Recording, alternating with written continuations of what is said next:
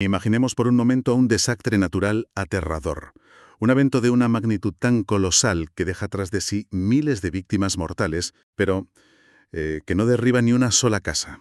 Claro, ni un solo edificio dañado. Exacto. No arranca los tejados, no incendia los bosques, no deja cráteres humeantes ni escombros. Los árboles siguen perfectamente en pie y el entorno parece, bueno, completamente intacto.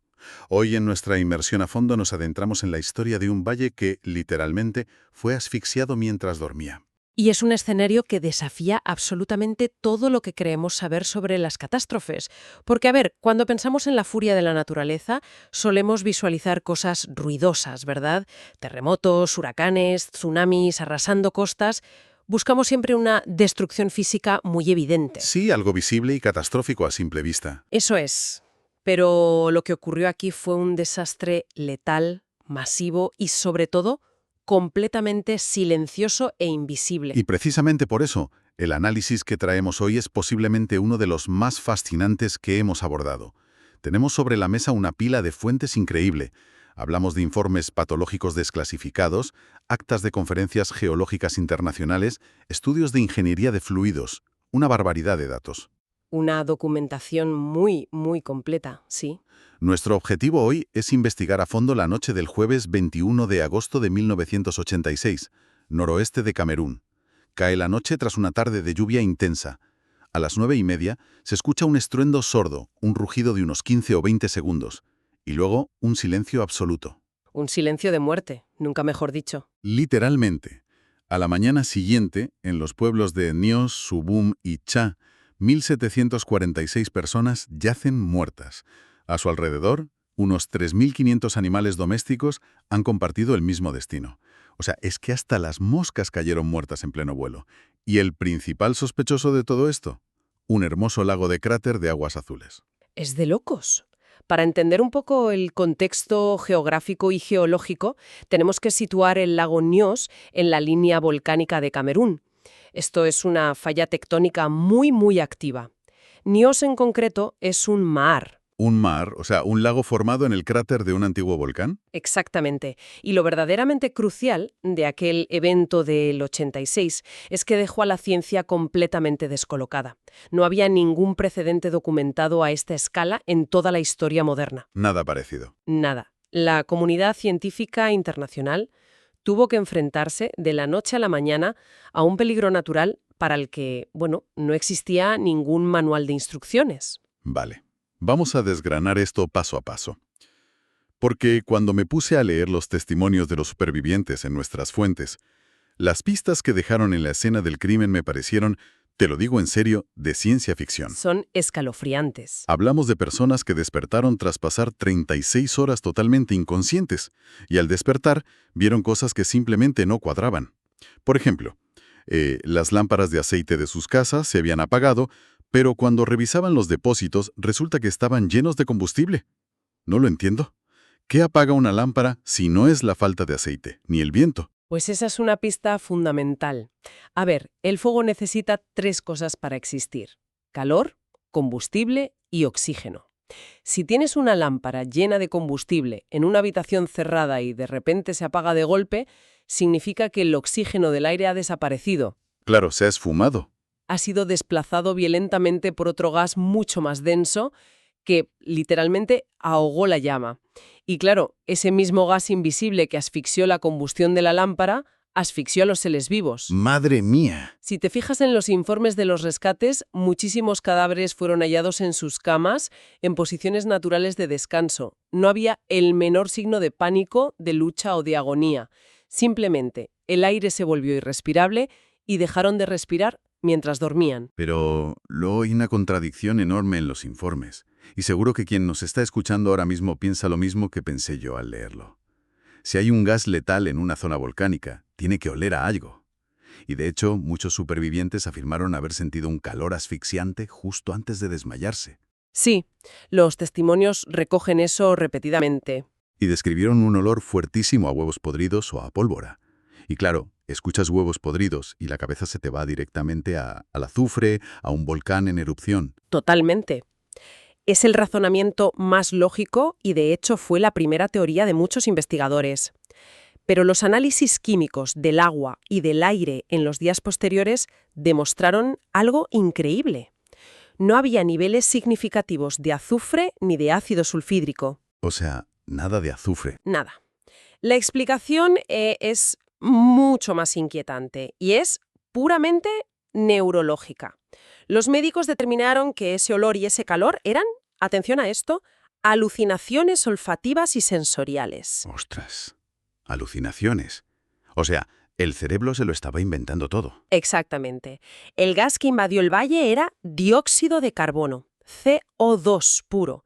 Y cuando el cuerpo humano se expone a concentraciones masivas de CO2, se produce una hipercapnia severa. Fisiológicamente, el CO2 en niveles tan extremos ataca el sistema nervioso central con una rapidez brutal. Te apaga en segundos. Eso es.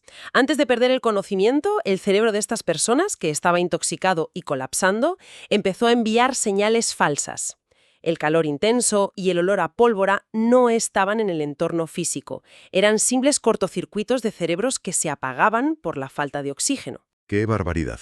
El propio cuerpo generando la ilusión de humo y fuego mientras se ahoga. Es espeluznante. Y ojo, porque las pistas falsas siguieron confundiendo a los expertos. Cuando llegaron los primeros equipos médicos, se toparon con un misterio de salud pública monumental. Las lesiones en la piel, supongo. Sí, muchos afectados presentaban marcas en la piel horribles, zonas enrojecidas, ampollas gigantes, piel necrosada. La primera reacción de los médicos, leyendo las crónicas de la época, fue pensar que eso era un ácido volcánico que les había llovido encima. Incluso se especuló con pruebas encubiertas de armamento químico. Sí, se leyeron barbaridades en la prensa esos días. Fue un caos diagnóstico tremendo. Pero a ver, si no fue ácido, y no fue un ataque químico, ¿qué causó esas marcas que confundieron a los primeros médicos en llegar? Pues el misterio se resolvió cuando intervino el Instituto de Patología de las Fuerzas Armadas de Estados Unidos. Ellos analizaron los historiales, los tejidos de los supervivientes y de los fallecidos y llegaron a una conclusión tajante. No había quemaduras térmicas ni químicas. Esas marcas que tanto alarmaron eran en realidad úlceras de decúbito, o sea, llagas por presión. Úlceras por estar tumbados. ¿Solo por eso? Imagina el escenario.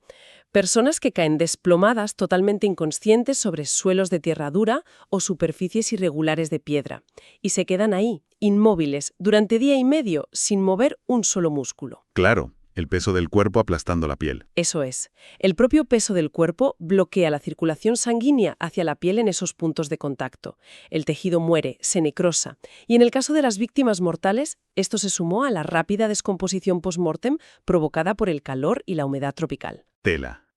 Así que, descartando el ácido y descartando las armas químicas, la patología fue concluyente. El único asesino fue la asfixia.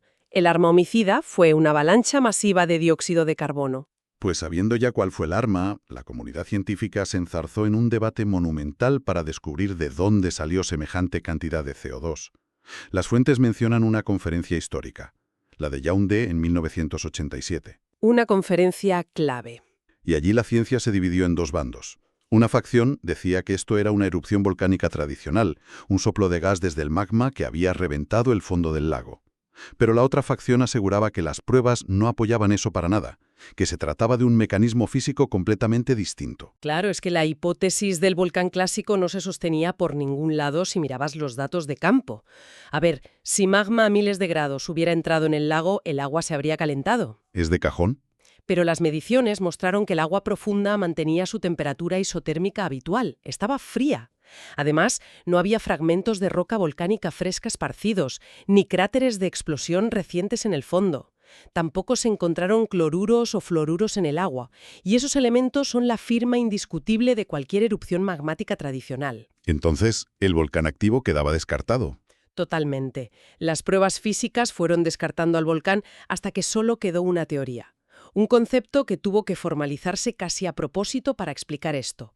La erupción límnica. Una erupción de gas desde el agua, no desde la Tierra. Pero claro, si no fue un volcán activo soplando en ese momento, ¿cómo demostraron que el CO2 no venía de algo normal? No sé, como algas pudriéndose en el fondo durante años. Porque vi en los documentos que usaron análisis de isótopos. Sí. Específicamente carbono 14 y helio 3. Y te confieso que me quedé a cuadros. Carbono 14. Yo pensaba que eso solo se usaba para fechar huesos de dinosaurio o momias, no para medir un gas invisible. Lo fascinante aquí es que es una duda muy común, pero tiene todo el sentido científico. El carbono 14 sirve para datar materia orgánica relativamente reciente. Si todo ese CO2 procediera de la descomposición de materia biológica en el fondo del lago, como restos de plantas o animales muertos, el gas tendría una firma joven, rica en carbono 14. Lógico. Pero al analizarlo, el resultado mostró que ese gas tenía una edad superior a los 35.000 años. Madre mía. O sea, un gas antiquísimo, cero biológico. Exacto, era gas de las profundidades de la Tierra. Y para rematar, analizaron el helio 3. Este isótopo es clave porque es un marcador de material originado en las profundidades del manto terrestre, no en la corteza superficial. La proporción de helio 3 confirmó de manera irrefutable que ese gas era magmático. Se había originado a unos 90 kilómetros bajo nuestros pies y llevaba filtrándose hacia la superficie de forma extremadamente lenta y constante durante milenios. Increíble. Entonces, a ver si lo entiendo. El lago Nyos llevaba siglos actuando como una trampa geológica gigante. Tratando de visualizarlo con una analogía que sea fácil para nuestra audiencia, la mejor forma de imaginar este lago es pensar en una botella gigantesca de champán, o en un sifón de agua con gas, pero de más de 200 metros de profundidad. Me parece un ejemplo perfecto. El lago estaba fuertemente estratificado. Arriba, el sol calentaba una capa de agua más ligera, pero abajo, en la oscuridad total, había una inmensa masa de agua fría y muy densa. Y claro, el peso de toda esa columna de agua ejercía una presión aplastante sobre el fondo. Hablamos de más de 20 atmósferas de presión. Es una barbaridad de peso. Pues esa presión funcionaba exactamente igual que el corcho de una botella de champán. Obligaba a todo ese gas milenario que subía del manto a quedarse disuelto en el agua profunda. Según las fuentes, hablamos de hasta 1,5 kilómetros cúbico de CO2 disuelto. Es un volumen que equivale a cubrir una ciudad entera. ¿Gas busca salir disparado? Ese sistema, que los físicos llaman metaestable, era una bomba de relojería, esperando su detonador. Y entonces llega la noche del 21 de agosto. Fuese lo que fuese el desencadenante, porque pudo ser un desprendimiento de rocas en las paredes del cráter que cayó al agua, o tal vez una lluvia excepcionalmente fría y densa que se hundió como una piedra hasta el fondo. El caso es que algo perturbó ese frágil equilibrio. Un pequeño empujón. Sí, algo empujó una masa de agua profunda y saturada de gas ligeramente hacia arriba. Y claro, en cuanto el agua sube unos pocos metros, la presión sobre ella disminuye, ¿verdad? Ahí empieza la reacción en cadena.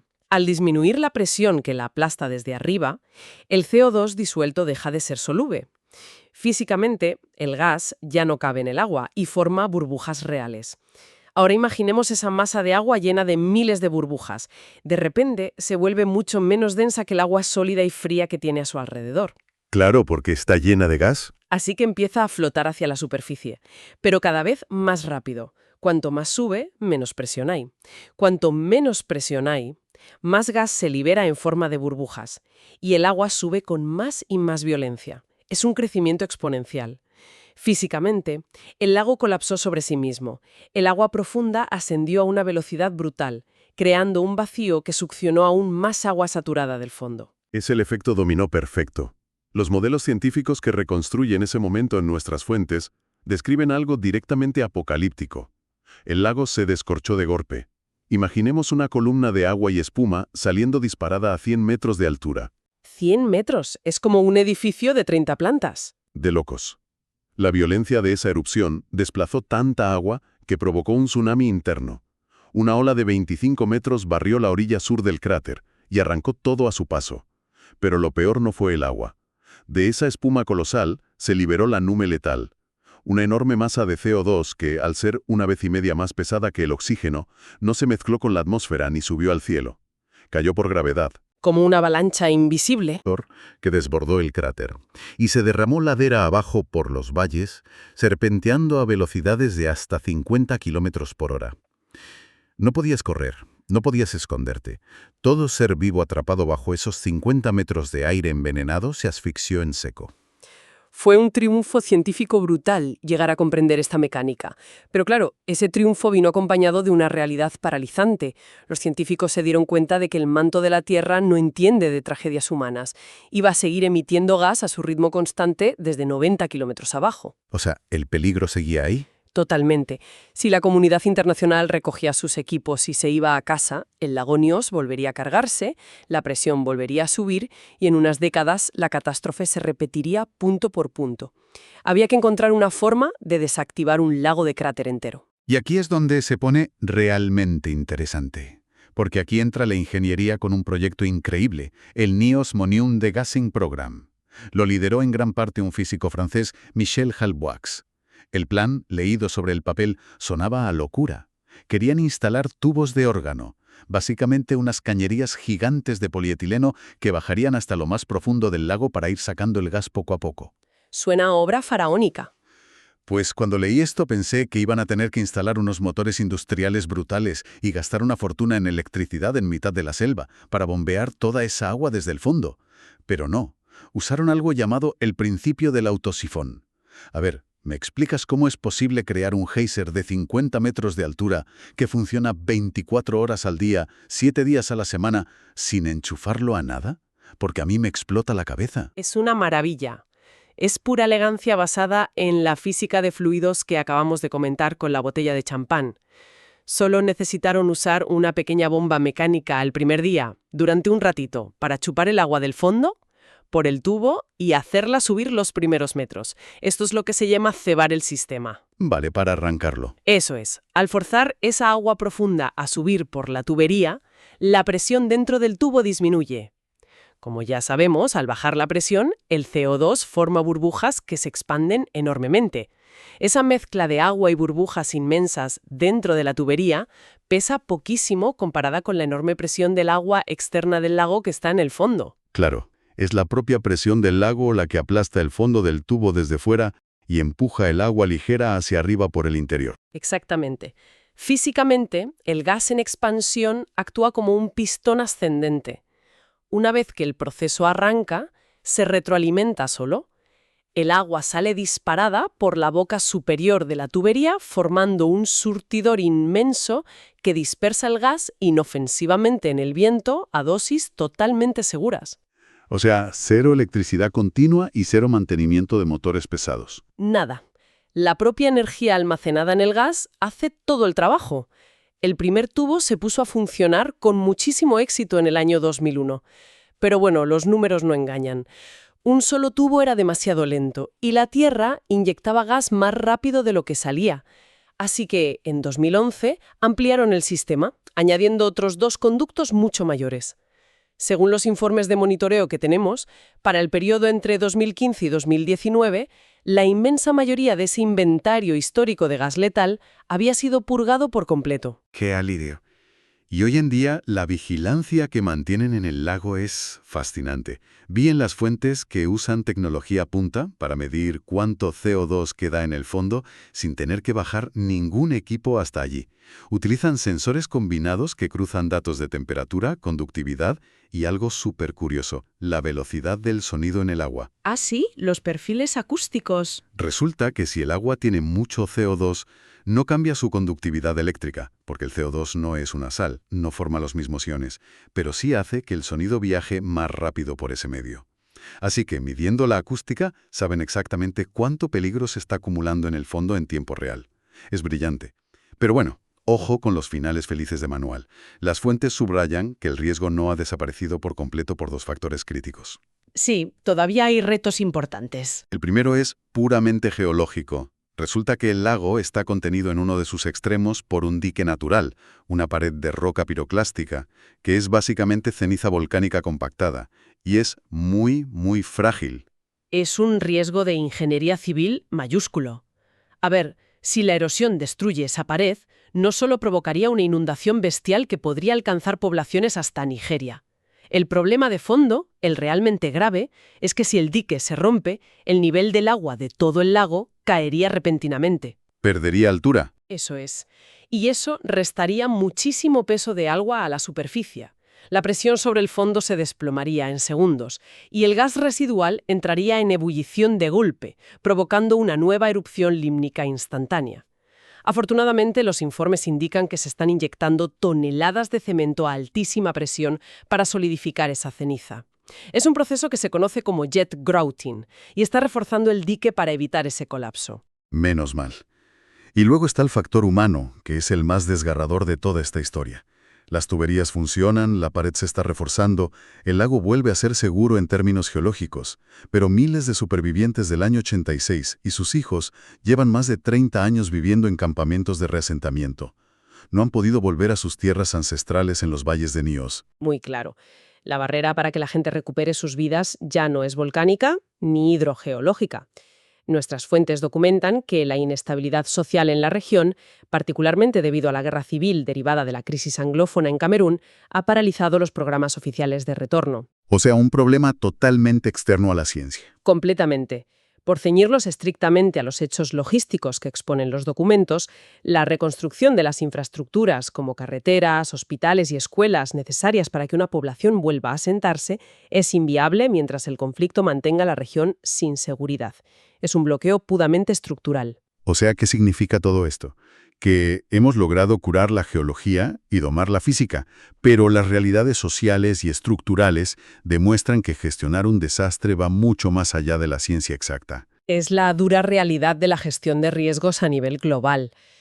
Pero bueno, si buscamos la imagen general de todo lo que hemos revisado hoy, el esfuerzo coordinado en Camerún sentó un precedente vital para la humanidad.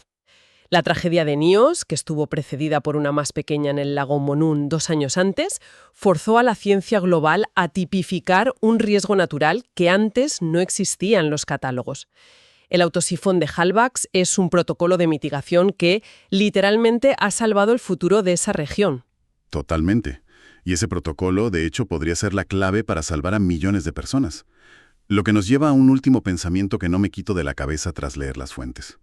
El lago Nios fue una pesadilla que se cobró 1.700 vidas, pero a escala geológica es casi una miniatura. Ah, ¿sí? ¿Hay lagos peores? Sí, existe otro cuerpo de agua en África Central, el lago Kivu, en la frontera entre Ruanda y la República Democrática del Congo.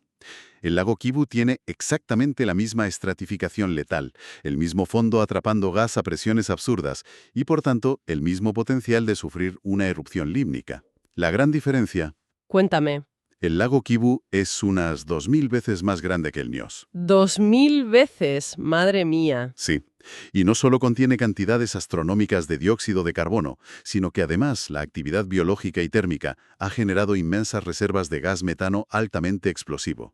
Y lo verdaderamente aterrador de todo esto es que hoy en día un par de millones de personas viven directamente en sus orillas. Es una catástrofe en potencia a una escala inimaginable. Exacto.